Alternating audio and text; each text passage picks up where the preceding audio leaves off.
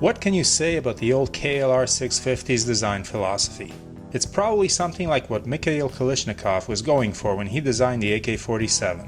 Build a machine with relatively loose tolerances that will survive and perform a utilitarian function. Make it resistant to sand, mud, water, or anything else nature can throw at it.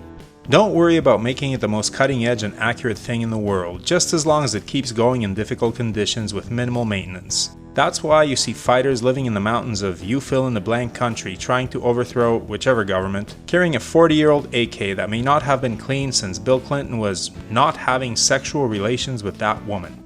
Gun lube? Nah, just pee in the receiver and it's good for another 5 years of trouble-free shooting. And such is the reliability and ruggedness of the KLR, though please refrain from peeing into your motorcycle engine.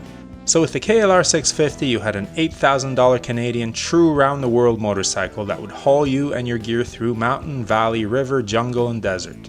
It was underpowered, overweight, softly suspended, and about as attractive as the girl you picked up at Lascaux after a night of mixing beer with tequila shots.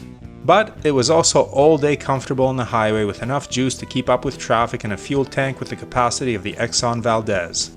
It would go most of the places that way more capable motorcycles could get to, just slower. And unless the doohickey broke off and destroyed your engine, it was incredibly reliable. The KLR was born in 1987, got a redesign in 2008 which made it heavier and uglier, and continued to show up much more expensive bikes until it bit the dust in 2018, probably because meeting European emission standards was becoming impossible.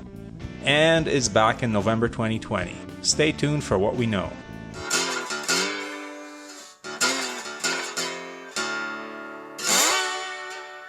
So I don't have a lot of KLR footage, but I do have a Yamaha T7, which is considered by many the KLR's spiritual successor. Cheap, hardy, and utilitarian, the T7 came out a year after the KLR was discontinued and has become a better looking, better performing, if somewhat more expensive replacement. I'll insert some footage of me riding my T7 through the Canadian wilderness while we contemplate the new KLR, because one is coming this November. Kawasaki has sold so many KLRs over the years that you should probably be able to find one for whatever is in your pocket right now. Got a couple of quarters, a vintage Tic Tac, and some lint? Check your local Craigslist. There's probably a KLR 650 for sale in your area for that. It was a profitable bike for Kawasaki, especially since most of the R&D costs were incurred when Reagan was president and Guns N' Roses' first album came out. So it must have stung the Kawasaki execs to watch Yamaha raking it in, essentially with the same concept except developed a bit further. But Kawasaki has just released a teaser video with some pics of upcoming models under motorcycle covers. These are slated for release on November 23rd, and danged if Cycle World didn't point out that one of the bikes teased is clearly a KLR. It's a dead ringer for the old Kawi, which is both good and bad. Good because it's bringing back the beloved workhorse of so many adventure riders. Bad because it may not be very heavily updated. So, is Kawasaki just going to bring back the old KLR 650 without updates? The bike under the cover looks similar to the 2018 model. This would be the least exciting possibility to contemplate. The old KLR could have been improved in so many ways that to not do it would be criminal. Possibility number 2, Kawasaki puts out a KLR 700 single-cylinder bike that has significant updates to the old 650. More power, more torque, better suspension, and updated styling, but still an evolution rather than a brand new design. Such a bike would not perform as well as Yamaha's Tenere 700, but it would be considerably cheaper and capitalize on adventure riders' thirst for lighter, simpler, and less expensive ADV bikes. Middleweight bikes appear to be all the rage lately, and a bored-out KLR would definitely do well. The most exciting possibility would be a twin-cylinder, off-road oriented middleweight adventure bike in the vein of the T7. This one is the most remote, since such a bike would probably not look anything like the old KLR, which the bike under the cover clearly does. Then again, maybe Kawasaki stuck a 2018 model under the cover to throw us off and is getting ready to unveil their new Tenere fighter based on the Ninja 650 motor.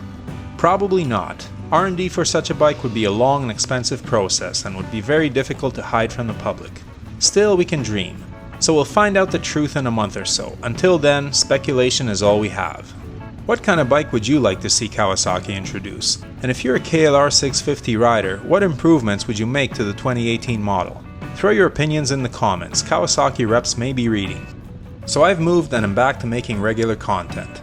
I've also kitted out my T7 with several accessories. Stay tuned for a video on that soon.